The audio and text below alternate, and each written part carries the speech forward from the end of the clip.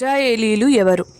ఆది దంపతులైన ఆదాము హవ్వ మూడో సంతానమైన షేతు.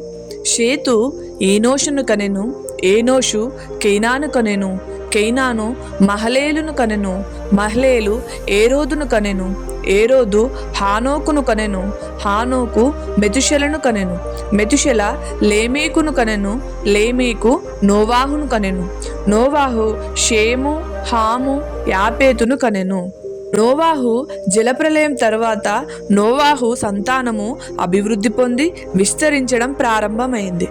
మరి ఇంతకీ ఇజ్రాయేలీలు ఎవరంటే, షేము వంశావళి నుండి వచ్చిన తెరహు కుమారుడైన అబ్రహాము కుమారుడగు ఇస్సాకు చిన్న కుమారుడైన యాకోబు నుండి వచ్చిన రూబేను, సిమ్యోను, యూదా, జెబులోను, ఇస్సాకారు, దాను, గాదు, అషేరు, నఫ్తాలి, ఎఫ్రెయిం, మనష్షే, బెన్యమిన్ ఈ 12 గోత్రాల సంతానమే ఇజ్రాయేలీలు.